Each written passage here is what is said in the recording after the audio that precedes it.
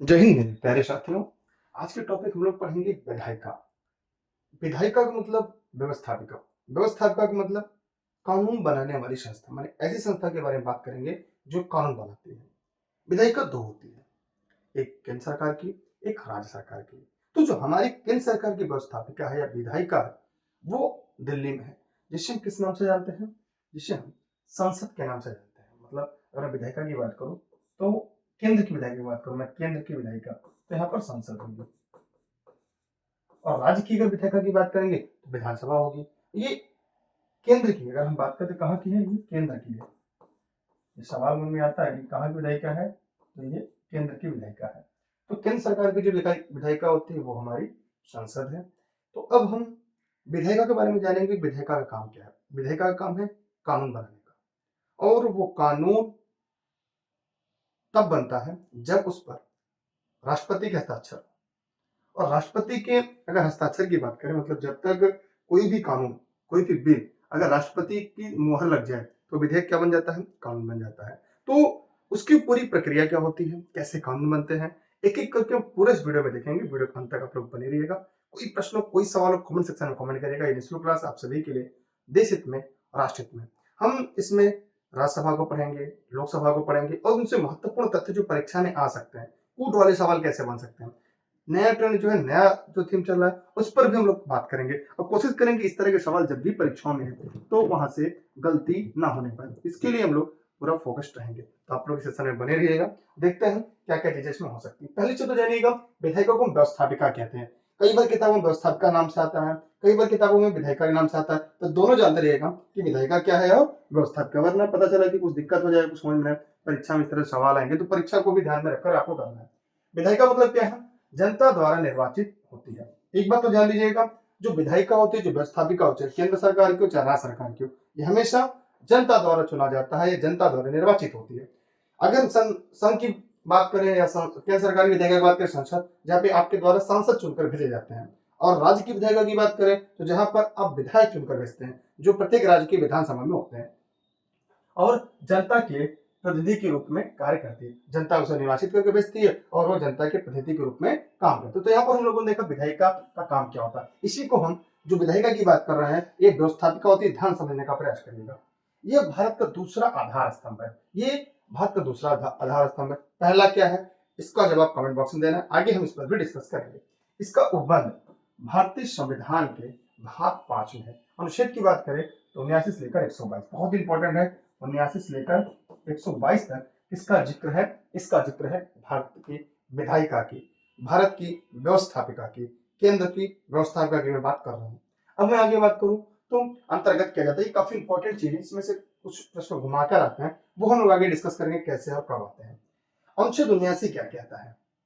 तो एक ट्रिक भी आता है, जैसे सरल, आपने देखा होगा सरल, तो इसको अनुच्छेद 79 याद करिएगा, इसे 80 और इसे 81। अब आप समझने का प्रयास करिएगा। अनुच्छेद 79 स माने अनुच्छेद 79 में भारतीय संसद का जिक्र है, अनुच्छेद 80 में राज्यसभा और 81 में लोकसभा। रस है राज्यसभा, रस है लोकसभा। ये ट्रिक याद रखेंगे तो आपको चीजें समझ में आएंगी। 79 के अंतर्गत संघीय विधायिका या संघीय व्यवस्थापिका, जहां पर हम संसद जो राष्ट्रपति और दो अन्य सदनों लोकसभा तथा राज्यसभा से मिलकर बना होता है। तो जो हमारा संसद है वो दो सदनों से मिलकर बना, निम्न सदन और उच्च सदन, लोकसभा और राज्यसभा, प्रथम सदन और द्वितीय सदन। तो यहां पर भी हम जानते हैं कि ये परीक्षाओं में भी प्रश्न यहां से बनते हैं, लेकिन आपको समझना जरूरी है। हमारा जो संसद है उसके 3 अभिन्न अंग होते हैं, माने 3 से मिलकर बना है, राष्ट्रपति, लोकसभा और राज्यसभा। लेकिन संसद के 2 सदन होते हैं, लोकसभा और राज्यसभा। तो प्रश्न में थोड़ा सा आपको समझना है कि संसद के सदन कितने होते हैं और संसद के अभिन्न अंग कितने हैं। अभिन्न अंग 3 है, 3 से मिलकर संसद बनता है। कौन कौन? राष्ट्रपति, लोकसभा और राज्यसभा। अब हम और आगे देखते हैं। आगे जैसा कि आपके सामने आएगा राज्यसभा, अनुच्छेद 80, अनुच्छेद 80 जैसा ऊपर मैंने आपको बताया, इसका ट्रिक भी मैंने बता दिया। शस हो गया भारतीय संसद, अनुच्छेद 79, रस हो गया राज्यसभा, अनुच्छेद 80, लस हो गया लोकसभा इत्यादि। ये हमारे अनुच्छेद हो गए। ये क्या हो गए? हमारे अनुच्छेद हो गए। तो ये आपको पढ़ना समझना आसान हो गया। राज्यसभा को क्या कहते हैं? उच्च सदन कहते हैं। राज्यसभा को क्या कहते हैं? उच्च सदन कहते हैं। इनकी अधिकतम संख्या कितनी होती है? इनकी जो अधिकतम संख्या है वो 250 हो सकती है। किंतु परंतु के साथ ये भी याद रखिएगा, इसमें निर्वाचन कितने का होता है? 233 का निर्वाचन होता है। 12 सदस्यों को राष्ट्रपति मनोनीत कर सकता है, जिसमें कला, साहित्य, विज्ञान, खेल में उत्कृष्ट योगदान के लिए राष्ट्रपति क्या कर सकता है? मनोनीत कर सकता है। और अधिकतम की बात करें तो 5 अधिकतम। इस प्रकार कितना होता है? 250। 243 का निर्वाचन होता है, वैसे कितना है? 245। तो ये अधिकतम संख्या है। तो ये कई बार कंफ्यूजन ना हो, इसलिए मैंने चीजों को तोड़कर आपको समझाने का प्रयास किया, तोड़कर समझाने का, बताने का भी आपको प्रयास किया। जहां जरूर लगे आप कमेंट कर सकते हैं, नोट्स बनाते चले, चीजों को ध्यान से समझते चले। लेक्चर का मतलब ये होता है चीजों को ज्यादा वे में समझना। अब हम बात करेंगे, अब यहाँ पर क्या है, इस सदन को राज्यों तथा संघ राज्य क्षेत्रों में संसद प्रतिनिधित्व करते हैं। मतलब अगर मैं बात करूं, इस सदन को राज्यों माने राज्य का प्रतिनिधित्व करता है। राज्यसभा क्या है? राज्यों का प्रतिनिधित्व करता है। मतलब राज्यों में जनता द्वारा चुनकर जो आपके विधायक आते हैं या विधानसभा के जो सदस्य होते हैं, उनके मत के बाद ये इनका चुनाव होता है। ये भी अप्रत्यक्ष चुनाव प्रणाली के द्वारा होता है। सदस्य प्रतिनिधित्व करते हैं, इनकी शक्तियां लोकसभा की तुलना में कम है, लेकिन इनका अपना महत्व और उपयोगिता है। वैसे यहाँ पे लिख दिया कम है, लेकिन ध्यान रहे कि लोकसभा और राज्यसभा दोनों की शक्तियां समान है। कहीं लोकसभा ज्यादा है, शक्ति में ज्यादा है, कहीं राज्यसभा शक्ति में ज्यादा है। इसलिए ये कहना यहाँ पर कतई नहीं कहा जा सकता कि कौन ज्यादा शक्तिशाली है, कौन कम शक्तिशाली है। हाँ, अपने अपने दोनों का अलग अलग योगदान है और दोनों एक दूसरे से बराबर है। कहीं लोकसभा भारी है, कहीं राज्यसभा भारी है। आगे मैं बात करूंगा कहाँ का लोकसभा ज्यादा शक्तिशाली हो जाती है राज्यसभा से ज्यादा, और कहाँ का लोकसभा शक्तिशाली हो जाती है राज्यसभा का बच्चा। ये दोनों बातें आपको समझना जरूरी है। इन दोनों कॉन्सेप्ट को भी जानना आपके लिए बेहद जरूरी हो जाती है। अगर मैं बात करूंगा गठन कैसे होता है, वो भी चीजें आपके लिए महत्वपूर्ण है। अगर मैं गठन की बात करूं तो यहाँ पे गठन में अगर हम देखें तो गठन में क्या क्या चीजें होंगी। भारतीय संविधान के अनुच्छेद 80, जैसा कि मैंने बताया सरल में, अनुच्छेद 80 के तहत अनुसार राज्यसभा के सदस्यों की अधिकतम संख्या कितनी होगी? 250। अधिकतम संख्या कितनी होगी? 250 होगी, निर्धारित की गई। परंतु वर्तमान में इनके सदस्यों की संख्या 245। वर्तमान कितनी है? 245। 245 कैसे है?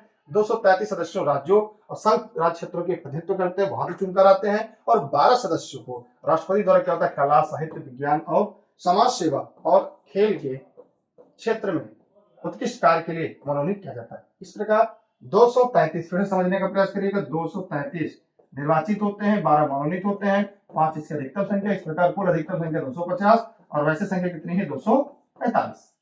ठीक, ये समझने का प्रयास जरूर करिएगा, वरना आपको दिक्कत हो सकती है।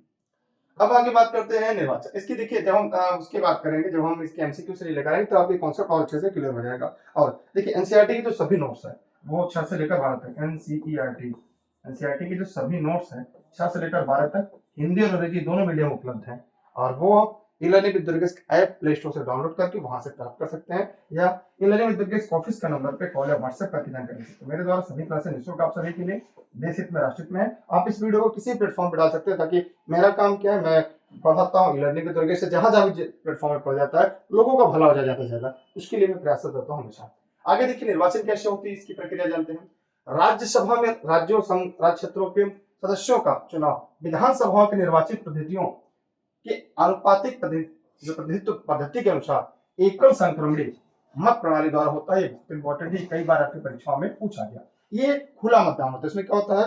खुला मतदान होता है। जैसे अभी आपने दिया होगा गुप्त मतदान दिया होगा, आप जाते हैं वोट करने, चाहे आप प्रधानी ग्राम पंचायत का चुनाव हो, चाहे वो नगर पालिका का चुनाव हो, चाहे आपने विधानसभा या लोकसभा किसी भी चुनाव आपने देखा होगा, आप गुप्त मतदान करते हैं। आप मतदान करने जाते हैं, चारों तरफ से घेरा लगा होता है, आप बटन दबाकर आते हैं, पर्चे डालते हैं, आपकी मत को कोई नहीं दे सकता। लेकिन राज्यसभा के चुनाव में आप एजेंट को अपना मत दिखा सकते हैं। तो ये गुप्त मतदान नहीं होता, ये खुला मतदान होता है।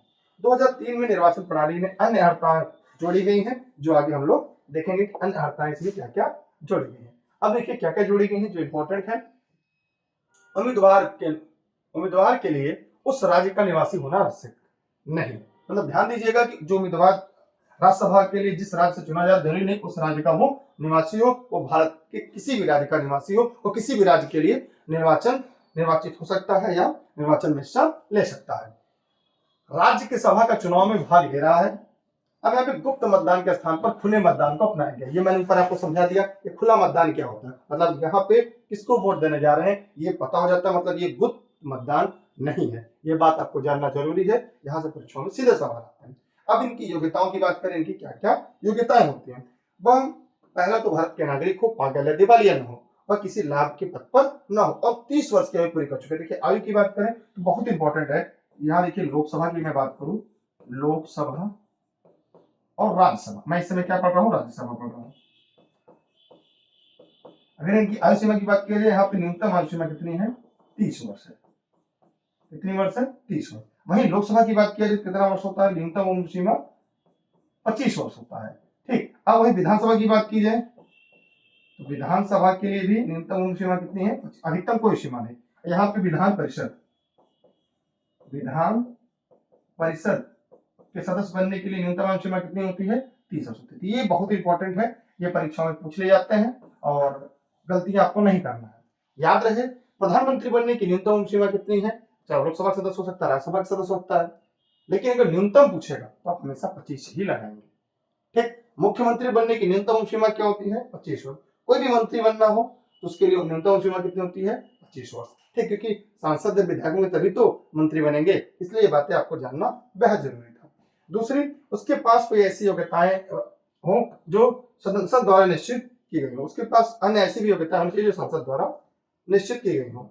अब इनका कार्यकाल की बात करूं, इनका कार्यकाल 6 वर्ष का होता है। कितने वर्ष का होता है, फिर से वही बात है, इनका जो कार्यकाल होता है वो 6 वर्ष का होता है। तो यहाँ पे जानने योग्य है विधान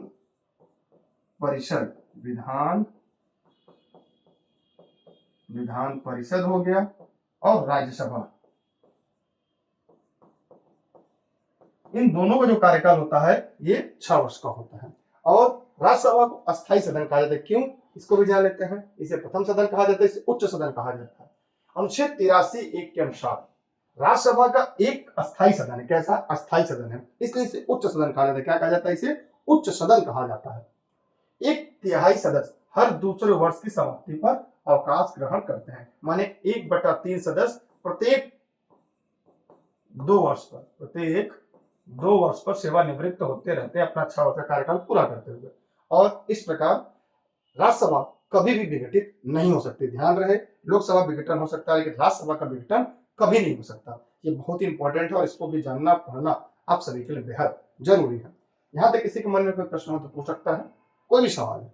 इस प्रकार हर सदस्य का कार्यकाल कितने वर्ष का होता है, 6 वर्ष। चाहे विधान परिषद की बात करें चाहे राज्यसभा के, दोनों का जो कार्यकाल होता है वो कितने वर्ष का होता है, वो 6 वर्ष का होता है। उपचुनाव क्या है, अब हम जानते हैं उपचुनाव क्या होता है। ऐसे भी जानते हैं चुनाव भी 3 प्रकार का होता है, एक मध्यावधि चुनाव होता है, आम चुनाव होता है, एक उपचुनाव होता है। इन तीनों में अंतर समझिएगा।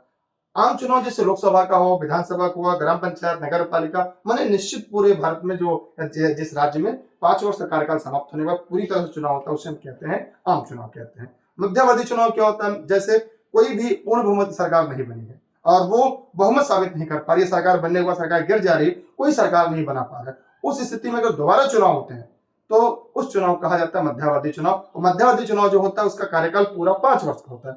उपचुनाव क्या होता है, जैसे किसी भी सांसद, विधायक, प्रधान, ग्राम पंचायत सदस्य किसी की मृत्यु हो जाती है, जैसे मान लेते हैं किसी विधायक या विधानसभा सदस्य की 2 वर्ष के बाद मृत्यु हो जाती है, उसका कार्यकाल कितना बचा, 3 वर्ष के लिए। तो अब जो उपचुनाव होगा उसके बचे हुए कार्यकाल के लिए होगा, अब जो विधानसभा का सदस्य बनकर आएगा उसके बचे हुए कार्यकाल पर ही अपना कार्यकाल रहेगा, वो 5 वर्ष के लिए नहीं होगा। कोई संसद का सदस्य है, संसद कोई सदस्य है, मान लीजिए 3 साल रहने के बाद उसकी मृत्यु हो जाती है, तो जो अगला संसद चुनकर आएगा तो केवल बचे हुए कार्यकाल 2 वर्ष के लिए ही होगा। तो जैसे भी हो ये समझना आपके लिए जानना बेहद जरूरी था।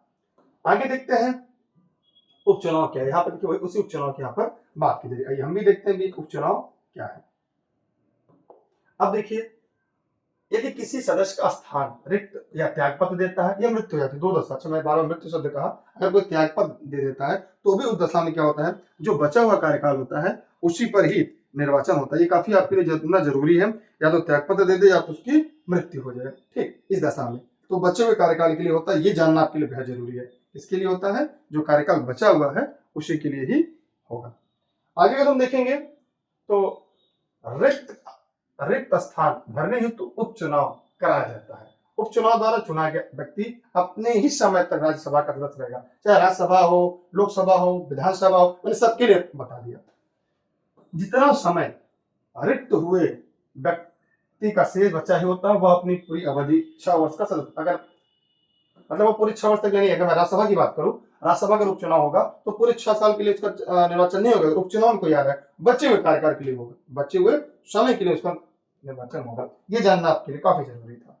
वेतन और भत्ते संसद द्वारा निर्धारित होते हैं, वही आपको मिलते हैं। ये अलग अलग समय बदलते रहते हैं। ये हम लोग जब करंट के साथ साथ जब हम विविध या इसके प्रश्नों को सॉल्व करेंगे तो हम इसको और स्पष्ट कर देंगे। संसद द्वारा निर्धारित किए जाते हैं। संविधान में सदस्यों के पेंशन देने का कोई प्रावधान नहीं, परंतु संसद देती है। ठीक है, संविधान में पेंशन देने का कोई प्रावधान नहीं, लेकिन आप जानते हैं पेंशन मिलती है। अगर कोई 2 बार का सांसद है 2 बार मिलेगा, 2 बार विधायक 2 बार सांसद तो 4 पेंशन मिलेगी, और 3 बार विधायक 3 बार सांसद तो 3 बार मिलेगी। ये जानते रहेगा कि ये पेंशन मिलती है।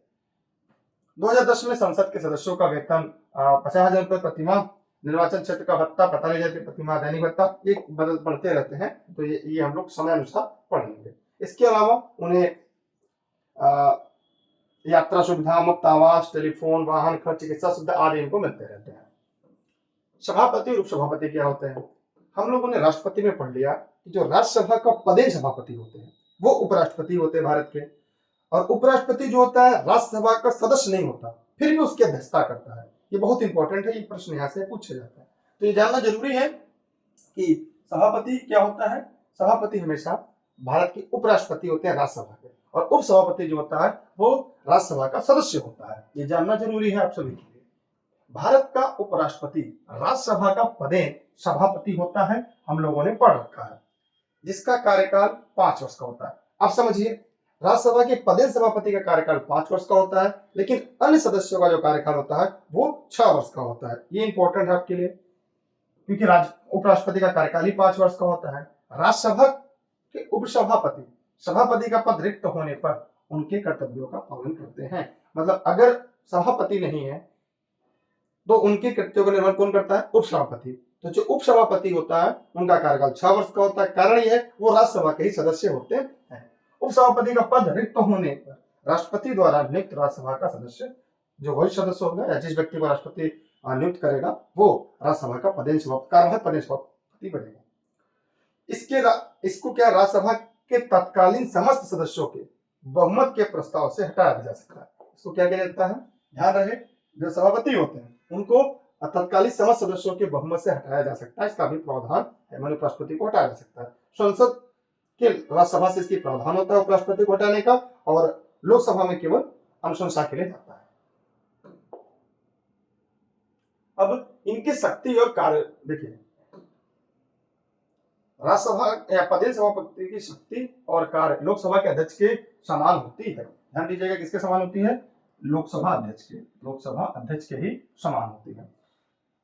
सभापति सदन का सदस्य नहीं होता। ध्यान रहे, मैं फिर से कहूंगा, लोकसभा का जो सभापति होता है वो अध्यक्ष होता है, वो लोकसभा का सदस्य होता है, किंतु राज्यसभा का जो सभापति होता है, अध्यक्ष होता है, वो उनका सदस्य नहीं होता, और न ही पहली बार मत देता। वो अपना मत भी नहीं देता। मत वो तब दे सकता है जब निर्णायक मत देने की बारी है, जब बराबरी हो जाए, परंतु बराबर मत होने की स्थिति में वो अपना निर्णायक मत दे सकता है। जैसे सपोज दैट, मान लीजिए 200 सदस्य हैं, किसी भी बिल पर 100 वोट हुए हैं।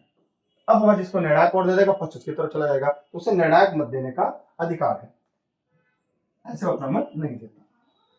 इसकी तरह 2 उपसभापति भी हो, पहले मत नहीं दे सकते, परंतु बराबर मत होने की स्थिति में वह निर्णायक मत दे। इसके साथ साथ 2 उपसभापति जो होते हैं वो भी अपने निर्णायक मत ही दे सकते हैं जब वह सभापति का कार्य कर रहा। ध्यान दीजिएगा, इसी तरह उपसभापति भी पहले मत नहीं दे सकता, परंतु बराबर मत होने पर दे सकता है, लेकिन तब जब वो क्या हो, जिस समय सभापति की भूमिका निभा रहा हो, जब सभापति अनुपस्थित हो, उसकी जगह पर बैठा हो, जब सभापति गद्दी पर बैठा हो, तब ही वो अपना निर्णायक मत दे सकता है, अन्यथा वो भी अपना मत दे सकता है। ये जानना आपके लिए बेहद जरूरी था।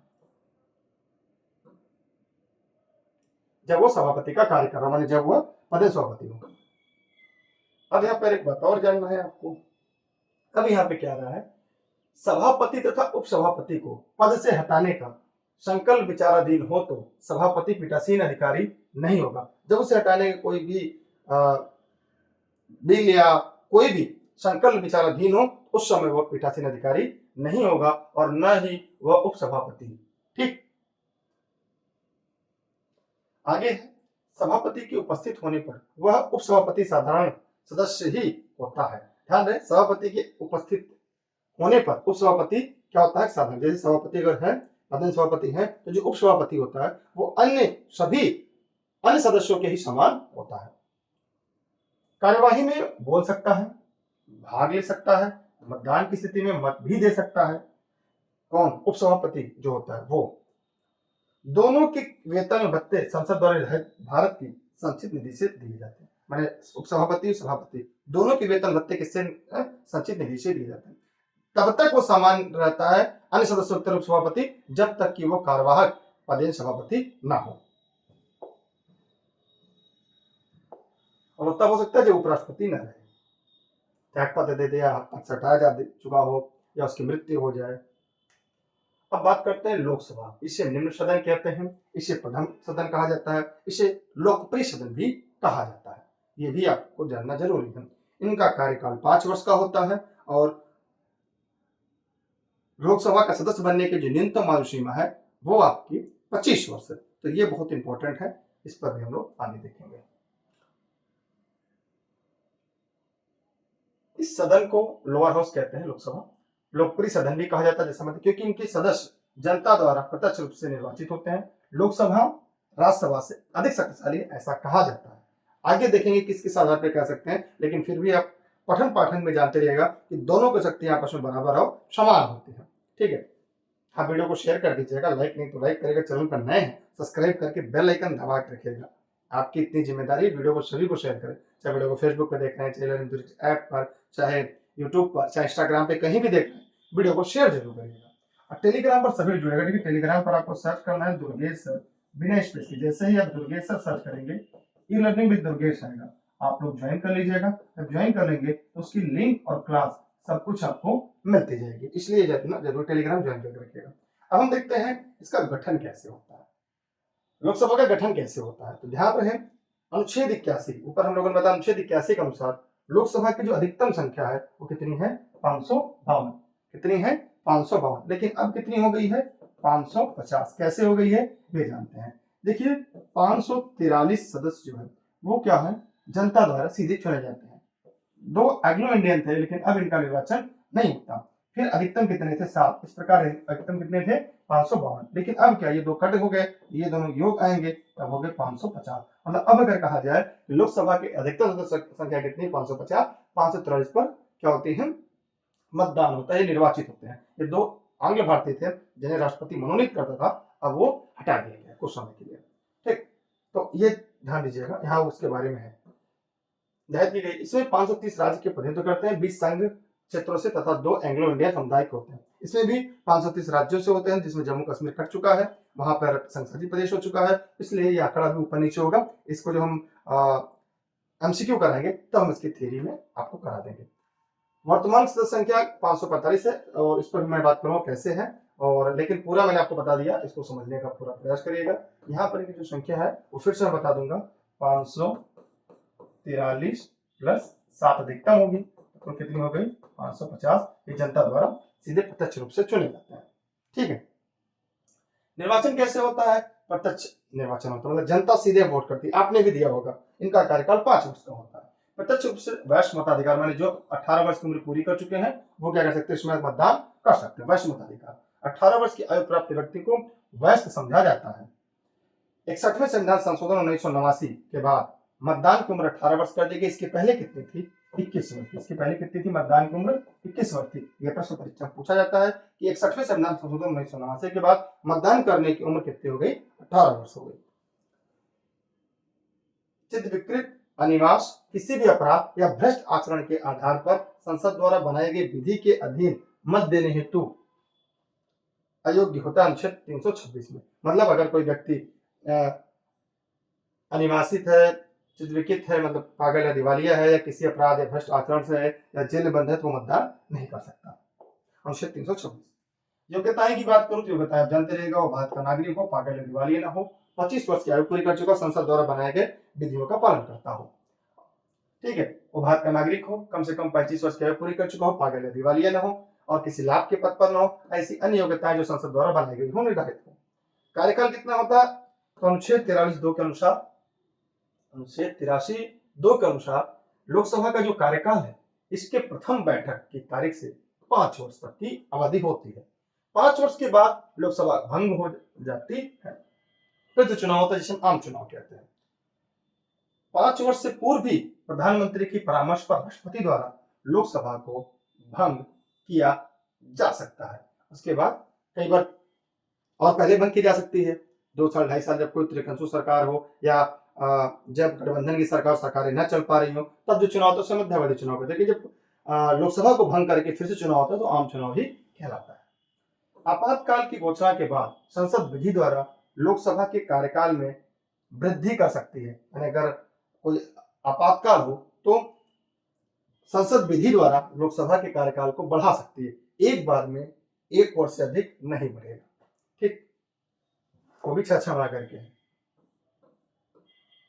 वेतन और भत्ते संसद द्वारा निर्धारित वर्तमान में उन्हें 50,000 रुपए मासिक वेतन, 45,000 रुपए मासिक निर्वाचित क्षेत्र भत्ता और 45,000 रुपए ये सब तो भत्ता होता है वो मिलता है। अधिवेशन की बैठकों के लिए 2,000 रुपए प्रतिदिन दैनिक भत्ता मिलता है, ये बढ़ जाता है। ये हमेशा अपडेट होते रहता है। तो जो हम प्रश्न बैंक की सीरीज कराएंगे तो आपका कॉन्सेप्ट क्लियर हो जाएगा। अध्यक्ष और उपाध्यक्ष, जैसे हमने देखा कि लोकसभा में एक अस्थायी अध्यक्ष होते थे, अध्यक्ष मतलब पदेन सभापति होते थे, एक उप सभापति होते थे। जो राज्यसभा के पदेन सभापति होते थे वो उपराष्ट्रपति होते थे, लेकिन जो उप सभापति होते थे वो सदस्य के सदस्य होते थे। लेकिन उपराष्ट्रपति क्या होते थे, वो उस सदन का सदस्य नहीं होते हुए भी उसकी अध्यक्षता करते थे। लेकिन लोकसभा में ऐसा नहीं, लोकसभा का अध्यक्ष जो होते हैं वो लोकसभा के सदस्य ही होते हैं। ठीक, आइए देखते हैं उनकी शक्तियां क्या क्या है। अध्यक्ष की बात करें, इसी को हम स्पीकर कहते हैं। अनुच्छेद 93 के अनुसार लोकसभा स्वयं ही अपने सदस्यों में से एक अध्यक्ष और एक उपाध्यक्ष का चुनाव करती है। दोनों का कार्यकाल 5 वर्ष का होता है। ये कार्यकाल पूर्व भी अपने पद से त्याग, मतलब कोई भी व्यक्ति चाहे कार्यकाल से पहले भी त्याग पत्र दे सकता है। अध्यक्ष उपाध्यक्ष तथा उपाध्यक्ष अध्यक्ष को त्याग पत्र, मैंने अध्यक्ष उपाध्यक्ष को त्याग पत्र देता है, उपाध्यक्ष अपना अध्यक्ष को त्याग पत्र देते हैं। सवाल पूछा जाता है कि लोकसभा अध्यक्ष को शपथ कौन ग्रहण कराता है, तो याद रहे लोकसभा अध्यक्ष को कोई शपथ ग्रहण नहीं कराता। मेरा सवाल आपसे है, राज्यसभा के सभापति को शपथ कौन ग्रहण कराता है? राज्यसभा के प्रदेश सभापति मतलब उपराष्ट्रपति, उपराष्ट्रपति को शपथ कौन ग्रहण कराता है? इसका जवाब इस वीडियो के कमेंट बॉक्स में कमेंट कर दीजिएगा। चाहे वीडियो यूट्यूब पर देख रहे हैं, चाहे वीडियो फेसबुक पे या ऐप पर कहीं वीडियो को देख रहे हैं, आप जवाब जरूर दीजिएगा। हाँ, वीडियो को आप शेयर कर दीजिए ताकि हम लोग डेली क्लास आपके लिए लेकर आते रहे। अब हम देखेंगे लोकसभा के अध्यक्ष को तत्कालीन सदस्यों के बहुमत से पारित संकल्प से हटाया जाता है। तो याद रहे कि लोकसभा के जो अध्यक्ष को तत्कालीन जो समस्त सदस्यों के बहुमत से पारित संकल्प से हटाया जाता है। अनुच्छेद 94 के अनुसार लोकसभा के विघटन के पश्चात होने वाले लोकसभा के प्रथम अधिवेशन के ठीक पहले तक अध्यक्ष अपने पद पर बना रहता है। ये इंपॉर्टेंट है, मतलब लोकसभा के विघटन होने के बाद भी अगली जो लोकसभा आएगी उसके प्रथम अधिवेशन के पहले बैठक तक अध्यक्ष अपने पद पर बने रहते हैं। इंपॉर्टेंट है। संसद द्वारा वेतन और भत्ते अध्यक्ष और उपाध्यक्ष दोनों को प्राप्त है। ध्यान रहे, संसद द्वारा वेतन और भत्ते अध्यक्ष और उपाध्यक्ष दोनों को प्राप्त होते हैं। ठीक, कितने को प्राप्त होते हैं? दोनों को प्राप्त होते हैं। अब हम देखेंगे, यहां पर जानेंगे, साथ ही निःशुल्क आवास और केंद्रीय मंत्रियों को मिलने वाली अन्य सुविधाएं भी इन्हें प्राप्त होती है। अब इनके कार्य हम देखेंगे, कार्य क्या क्या है। अब इस कार्य में अगर हमें देखना हो तो कुछ अहम बातें हैं जो क्रमवार रूप से पढ़नी है और समझनी है। अब हम कार्य देखेंगे। अगर लोकसभा की कार्यों की बात करें तो लोकसभा की बैठकों की अध्यक्षता लोकसभा अध्यक्ष करते हैं, लेकिन जब अनुच्छेद 108 के तहत राष्ट्रपति दोनों सदनों की संयुक्त अधिवेशन बुलाता है तब उसकी अध्यक्षता लोकसभा अध्यक्ष करता है। कोई विधेयक धन विधेयक है नहीं, इसका भी निर्णय लोकसभा अध्यक्ष करता है। वैसे यहाँ पे देखते हैं, समस्त कार्रवाइयों का संचालन करता है। अपवाद पद से हटाने का प्रस्ताव विचाराधीन होने पर इस कार्य को नहीं कर सकता है, याद रहे। ठीक है, हटाने का कोई प्रस्ताव अगर है तो उस कार्य छोड़कर बाकी समस्त कार्य लोकसभा अध्यक्ष करता है। अब देखिए, सदन के कार्यक्रम के क्रम का निर्धारण लोकसभा अध्यक्ष करते हैं। सदस्यों के भाषण के समय सीमा देखिए बड़ी की मात्रा होगी,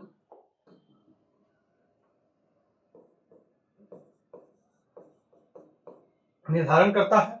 सदन में अनुशासन कायम रखता है लोकसभा अध्यक्ष, और यही सेम काम देखेंगे तो बहुत सारे ऐसे मिलते काम है जो राज्यसभा की पदेन सभापति का भी है। उसके निर्णयों का उल्लंघन करने पर सदस्यता को भी स्थगित कर सकता है। आवश्यकता पड़ने पर सदन की बैठक को भी स्थगित कर सकता है कौन? लोकसभा अध्यक्ष। गणपूर्ति के अभाव में सदन को स्थगित कर, गणपूर्ति क्या होता है? कुल सदस्यों का 1/10 गणपूर्ति कहलाता है। कोरम बहुत इंपॉर्टेंट है, पूछा था गणपूर्ति, तो गणपूर्ति क्या होती है? ध्यान रहे, सदस्यों कितना होता है? 1/10, बहुत इंपॉर्टेंट होता है, पूछा गया परीक्षा में। तो यहां पर हम देखेंगे कि क्या कर सकता है? स्थगित कर सकता है।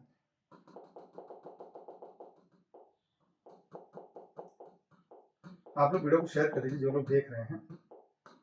अब देखेंगे गणपूर्ति के मतलब गणपूर्ति के अभाव में सदन को स्थगित कर सकता है। सामान्य स्थिति में मत नहीं देता, सामान्य स्थिति मत नहीं देता, परंतु बराबर होने पर वह निर्णायक मत दे सकता है, क्योंकि वह वैसे भी संसद का सदस्य भी होता है। संसद के दोनों सदनों के संयुक्त बैठक की अध्यक्षता कौन करता है? लोकसभा अध्यक्ष करता है, जिसकी बुलाता कौन है? राष्ट्रपति।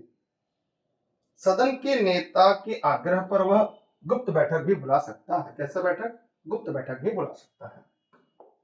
अब धन विधेयक में उसका निर्णय अंतिम होता है। धन विधेयक के निर्णय में उसका निर्णय अंतिम, अगर कोई विधेयक धन विधेयक है या नहीं, ये कौन बताता है? ये लोकसभा अध्यक्ष बताता है। तो ये भी बहुत इंपॉर्टेंट है। अब 10वीं अनुसूची के तहत दल बदल उपबंध के अनुसार लोकसभा के सदस्य की योग्यता या अयोग्यता का प्रश्न पर निर्णय कौन लेता है? लोकसभा का अध्यक्ष। लोकसभा की सभी सदस्यीय समितियों के अध्यक्षों की नियुक्ति लोकसभा अध्यक्ष करते हैं। वरीयता सूची में उसे भारत के मुख्य न्यायाधीश के 7वें स्थान पर रखा गया। के साथ समकक्ष 7वें स्थान पर रखा गया, बहुत इंपॉर्टेंट है। आप इसके स्क्रीनशॉट रख सकते हैं, हमारे साथ नोट्स बनाते चल सकते हैं, या ये नोट्स आप घर बैठे मंगा सकते हैं। शॉर्ट नोट्स जो है उसकी पीडीएफ टेलीग्राम पर मिल जाएगी। टेलीग्राम पे आपको सर्च करना है दुर्गेश बिना स्पेस दिए, आपको मिल जाएगा लर्निंग विद दुर्गेश पे। ठीक है, ये वीडियो फेसबुक यूट्यूब जहां भी आप देख रहे हैं शेयर जरूर करिएगा।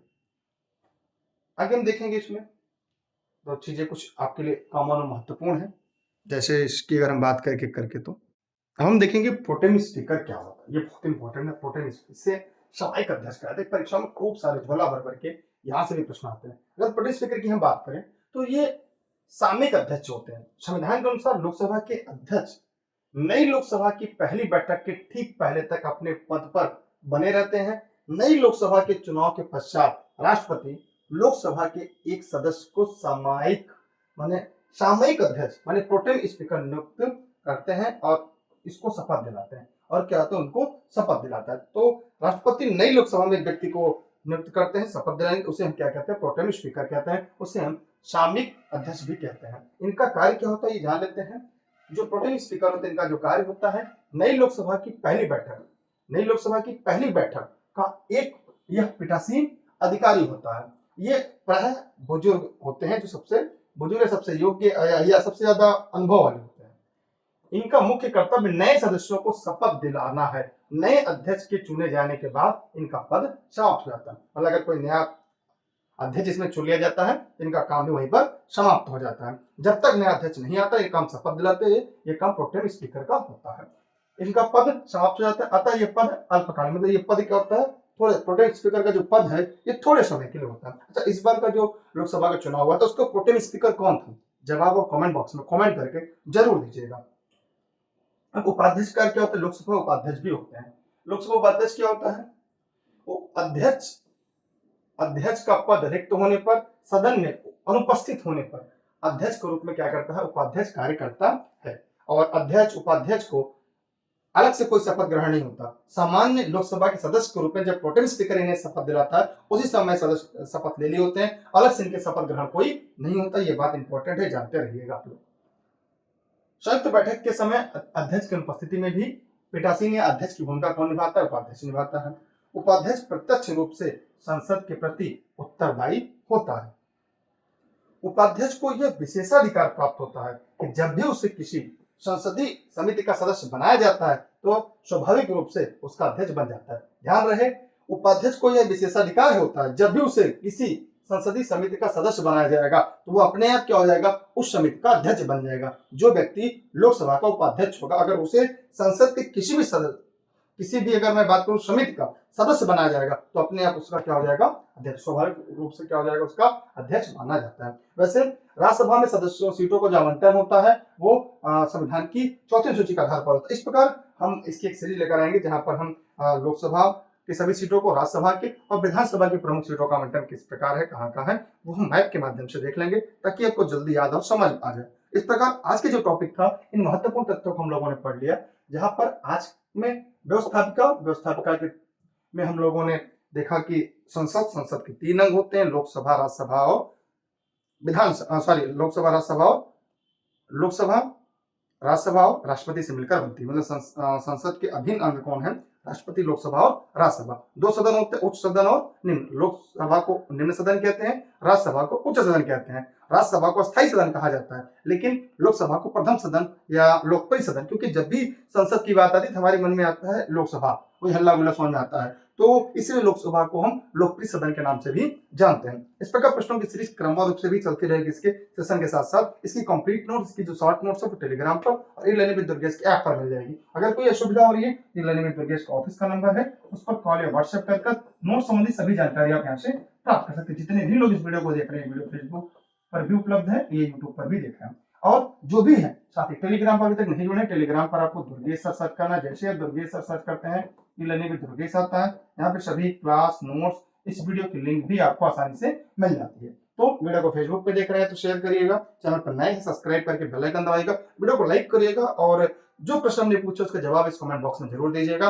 और इस समय लोकसभा का उपाध्यक्ष कौन है, अध्यक्ष कौन है, जवाब जरूर दीजिएगा। इस बार लोकसभा के प्रोटेम स्पीकर कौन चुने गए थे, इन सभी प्रश्नों का जवाब कमेंट सेक्शन में कमेंट के माध्यम से दीजिएगा। और इसके एमसीक्यू भी सीरीज हम लेके आते रहेंगे, साथ में आप नोट्स बनाते जा सकते हैं, ये नोट्स आप प्राप्त भी कर सकते हैं। एनसीईआरटी नोट्स के लिए मैंने आपको यहाँ पे बता दिया कि हो सकता है आपको कुछ मदद यहाँ से मिल जाए।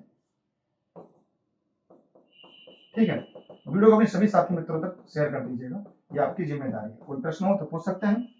बाकी मिलते हैं नेक्स्ट सेशन पे, जहां पे हम इसके आगे के तथ्यों को पढ़ेंगे जो आपकी परीक्षा के लिए काफी अहम और महत्वपूर्ण है। बाय बाय, जय हिंद, थैंक यू। हाँ, वीडियो को शेयर कर दीजिएगा आप लोग।